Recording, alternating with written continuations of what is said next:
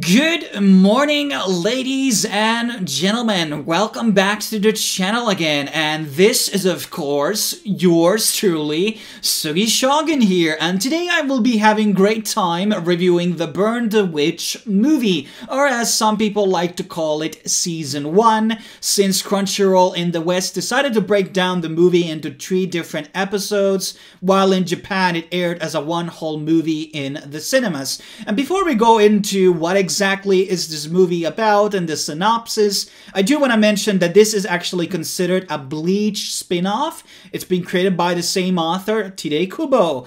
However, there's not a lot of similarities between the two, and you don't really need to watch Bleach prior to watching Burn the Witch, because they do take place in the same universe and the same planet. Bleach takes place in Japan and Burn the Witch takes place in London, and both of them have this sort of a reverse world isekai type of an element. In Bleach it is Mundo and Soul Society, and in Burn the Witch you basically have, reverse London, and both of these are kind of similar in the fashion that only people who are special and have like a magical attunement can basically enter to this magical realm of sorts. And in Bleach you have hollows, and in Burn the Witch you basically have dragons, which are considered kind of like these fantastical beings which are invisible to the majority of the people in the planet, but actually they're also considered like the kind of the arch nemesis of humanity, and the witches in the series and other sort of magistrates are kind of, tasked to deal with the dragons, whatever it's to capture them, kill them, or lead them out of the city, or something between those lines. And that is kind of like the premise, where it follows 2 different witches in the series, Ninny and Noel, and you do have also a male character, which is kind of part of the main cast, but then again, it's like a side character known as Balgo. And so the story, I guess that's where we should probably start off in this review. So one of the key issues that has been noted by many people is that when you jump into the actual first episode or the beginning of the movie, you feel like there is something missing from the beginning, like actual introduction arc or explanation how these people came into the magical realm or anything like that, because there's a lot of terminology. There is actual world building in this movie and in this world that Tide has created. However, it is really poorly explained throughout these 3 episodes in this movie, because it just doesn't really have enough time. It's only like 60 minutes long, and your regular anime movies are 80 to 90 minutes, and that's something you kind of require time to kind of build up the characters, explain a bit of this terminology, the rankings, the hierarchy within the magical world. All of those things were really well done in Bleach. They slowly did these information dumps on the viewers. And in this one, they do it, but they go in very vague details on what exactly, who is working for who, why exactly the dragons are bad, why the humans can't touch the dragons. There are many of these things which are either touched out very slightly, or they're just not explained at all. And that's where the series kind of fails, where it feels like obviously not a full movie, given the fact that beginning is kind of missing there. And also, it doesn't have like a conclusive ending. We could call it a conclusion of the arc, of so to speak, but it's not the conclusion of the story. And we know there's going to be a continuation on this story, but I'm actually hoping that there would be eventually a full serialization of this series, where we would have spent more time in the beginning and creating perhaps a bit of a different beginning story, because usually on any type of a isekai type of a story, you have a person that actually wanders off randomly or by accident into the realm, whatever it's in Inuyasha, Harry Potter, or any type of an isekai. There's always the event in the beginning where some character, it can be a side character too, or the main character just jumps into this world, and then this character is being constantly told in the beginning how the world is working. And that's how you basically tell the story, but this is not what this show does. And I haven't read the manga, so I don't exactly know. Is it actually one-to-one similar to that? And it was obviously one shot in the beginning, so maybe that also had an affection on how it was basically executed. But definitely this was probably the weakest link about this whole movie in terms of how it's relaying the story, how it's building the characters, because you feel like going in that there's already a bunch of history that has already happened between the characters and a bunch of information already laid down on the world, but that's just not really the case. Now, in terms of the animation, it is very beautiful. It's done by Studio Colorido. They did that cat anime movie for Netflix, which I reviewed on the older channel.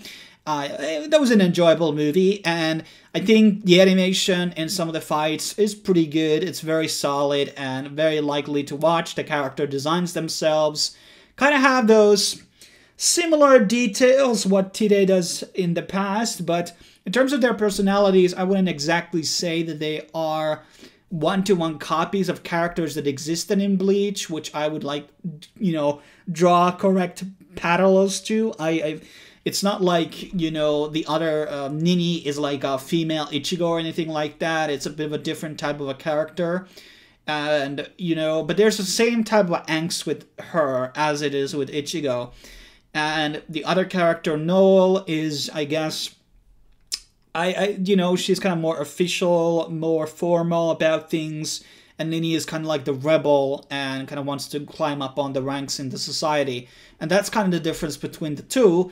Then you have the male character, Balgo, which I absolutely detested because all of his character is just simping. He's just simping Noel, and that's what all he does in the whole movie. There's nothing else about him, or was not really a lot of time to do character arcs here, but everything revolving around him just pretty much connects to Noel a lot, and he doesn't really have any really kind of repetitive dialogue, talking about boobs all the time, and you can always have these kind of like perv characters, but they should never be part of the main cast, so to speak, because Balgo is definitely kind of like the major support character instead of like a side support character, if that makes sense. So there is obviously, this is happening in a lot of animes, obviously, where characters are only defined by one trait of their personality, whatever is anger, or being simp, or being just a pervert, or anything like that. And that can be pretty bad in general, because you kind of want more dimensions to the character, and I feel like only characters that really have that in this series is Ninny and Noel. And those are kind of where the core, story revolves around. And they kind of are capturing this dragon thing, and then, well, things kind of fumble apart. And then there are references to Ninny's life, which she seems to be some type of a superstar in the real London, some type of a musician, I guess, or something like the actress. I'm just kind of not exactly certain about that, because the movie didn't really do a great job explaining that. And that's also something that was kind of poorly balanced, the reverse London and real London, what is going on both worlds. Bleach did a great job on that, I do have to say, because, you would have moments where it's taking, perspective from what's going on in the real world, and then they would travel between the worlds, and it would kind of like clearly tell when we are on each world. And I don't think that was necessarily, I think there was a moment which felt to me that maybe this could have been done better to explain to people that now we are on real London than in reverse London. In terms of like my overall thoughts about the movie, I mean, the story just was a mess from a storytelling perspective. Like, this is just basic stuff, and I don't know how you end up doing like a story like this. Doesn't the directors have no idea how to do movies and all together, like how you introduce characters, and this is just basic stuff. But in terms of everything else, if you look past that problem and the poor execution on broadening the world and explaining the world itself, some people said is boring or is not as good as Bleach. I disagree with that. I think it was executed poorly and delivered poorly.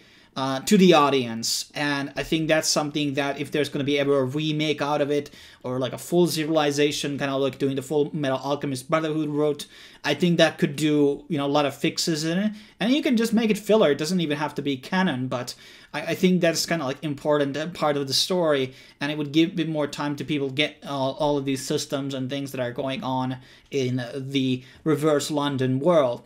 And the also interesting thing here, because Kubo is not exactly a guy who is known from creating backgrounds.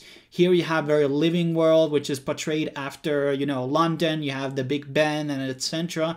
And the backgrounds are very detailed and beautiful, instead of like giant cylinders and sand as in Bleach, basically. So that was very nice to see. So there was a lot more emphasis on the backgrounds here, and it felt like it had a bit of a remnants to the Kiki's Delivery Service and some other like Mahou shoujo genre, but it's not exactly like a Mahou shoujo type of an anime. I think it's a lot more.